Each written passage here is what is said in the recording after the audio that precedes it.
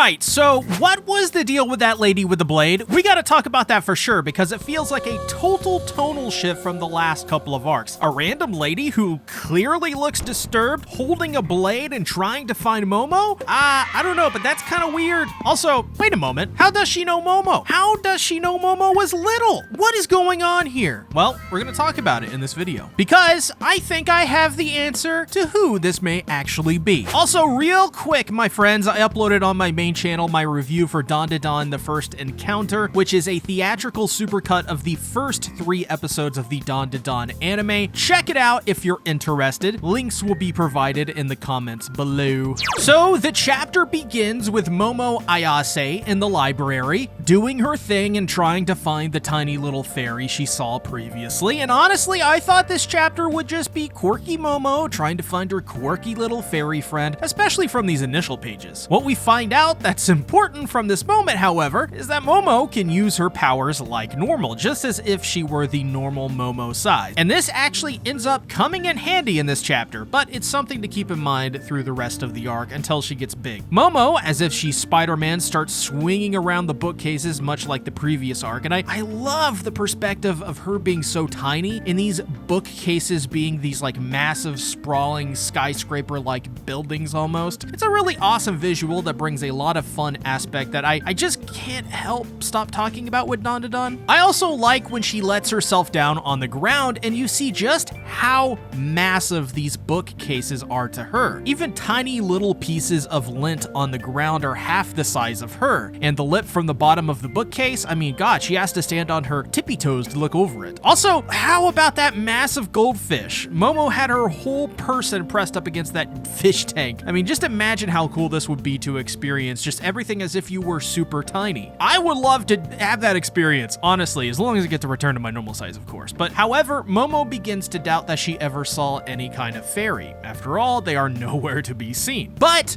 do not worry, because business, as they say, is about to pick up. A shadowy figure enters the library, which catches Momo's attention. Peculiar indeed, and if I'm being honest, I thought that this person would just be Rin or Ira or something, but instead we get this Junji Ito looking woman who peeks her head in with this thin hair combed over her face as if the purpose is to hide her big swirling looking eyes. I mean, straight up, this is straight out of Uzumaki, or at least something similar you'd see in that. Plus, the lady is holding a small blade, which which at first I was like, what the hell is that? No, that can't be a blade, can it? Yep, it is indeed one heck of a tiny blade, meant for one tiny heck of a human. One heck of a tiny human, I should say. I don't know how to English anymore. Anyway, so the lady makes her way through the library looking for Momo, and I bet this must have taken Tatsu a lot of time with his assistants to draw each of these books, or however they did it. I'm honestly not familiar with making manga or the process mangaka go through, but what I do know is that seeing all of these spines of the book must have been super hard to pull off, but it's a really cool visual, especially when the angle shifts and you see the bookshelves and her from a different vantage point. I think the art is trying to convey without any dialogue that this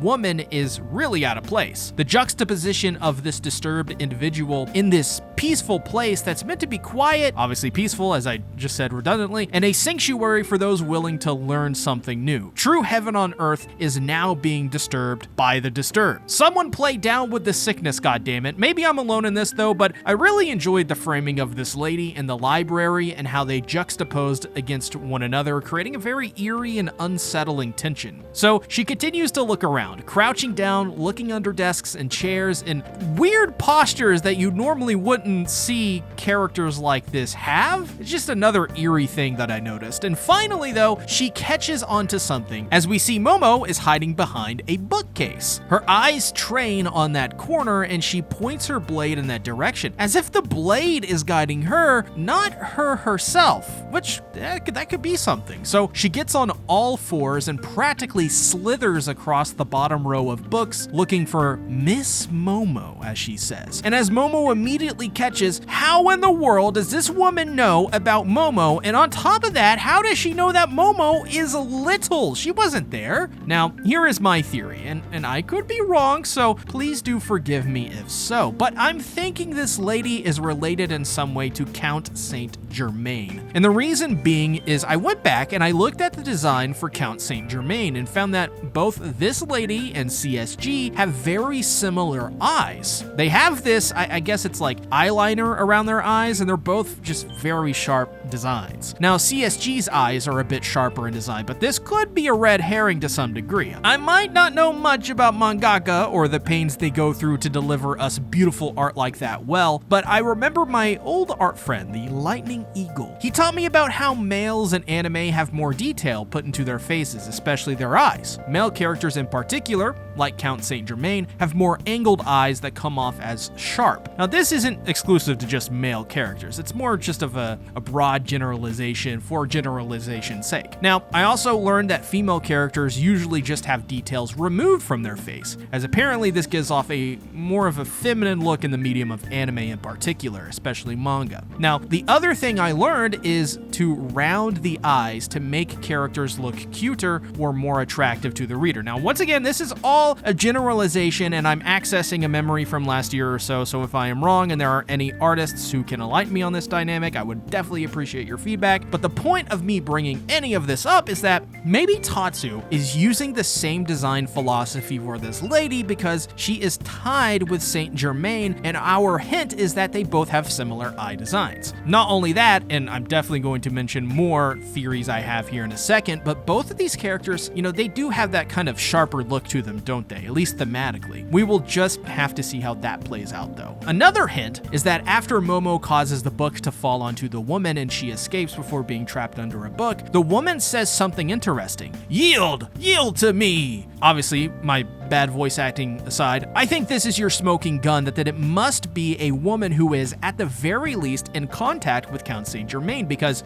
there's only one character who talks like that. And who would use those words in those ways? Well, it's gotta be him, right? He says in chapter 163 verbatim, in order to fulfill that agreement, I would have you yield. That's the smoking gun. This lady must be involved with Count Saint Germain because who else has used that word in the series thus far? This changes everything, as this means Count Saint Germain should be a big player in this arc, because if he is hunting Momo down and trying to kill her, that seems pretty involved to me, and that could spell danger for the rest of them. This also makes my theory of Turbo Granny being involved with Count Saint Germain much more viable too. To what degree? I think it's too early to say, but once again, Turbo Granny knew about Count Saint Germain clearly at the end of the last arc, and he knew as well. So now I do want to bring something else up after the fact, like I wrote all of this. I went back even further looking for more connections, and I found this image. Now, does that blade not look exactly like the one Sawako is holding? I don't know, my friend. I think this lady here is in cahoots, I tell ya, cahoots! So, Momo, pinned under a book, is caught by Sawako, the ring lady, and best girl, and from me to you, and yeah, I'm going to call her Sawako from now on. And with stone cold eyes, goes to get rid of Momo, but she hears a noise, turning her head and giving Momo just enough time to slip out and make her way up the bookcase, revealing to the would-be assailant that there is seemingly nothing there, even though we know there was. Maybe it was all just in her noggin, who knows? Maybe it was. Maybe all of this is just from the perspective of Sawako this entire time. She then escapes and Momo is left wondering what the hell any of that was.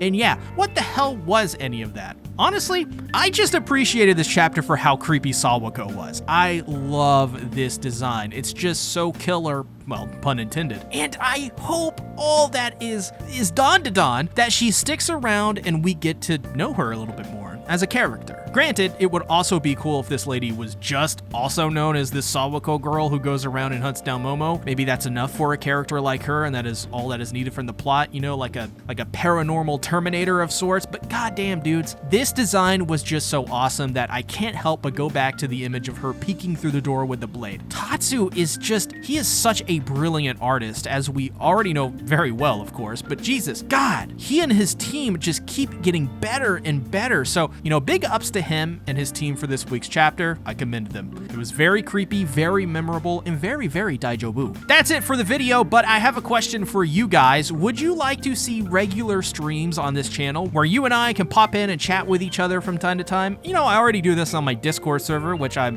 gonna be totally real with everyone. I refuse to do the verification to actually post a link to the Discord server because it requires signing in on mobile, and I don't want to sign in on mobile as I already have 5 YouTube channels. This is one of those 5 I upload to regularly. So the link to that will be available in my pinned comment in the comments. Oh, wait, I can't pin comments either. Okay, just like look for my comment or something. I think I'm about to blow a gasket or something. Anyways, thank you everyone for your recent support and all of your amazing comments. Oh my God, I am not kidding when I say that I have never ever received comments like these here in my 15 years of doing YouTube. It makes me feel like I'm special in some way, so thank you all so much. It really does mean a lot to me. Thank you for watching. I hope you all have an amazing week and an amazing Monday. Bye-bye.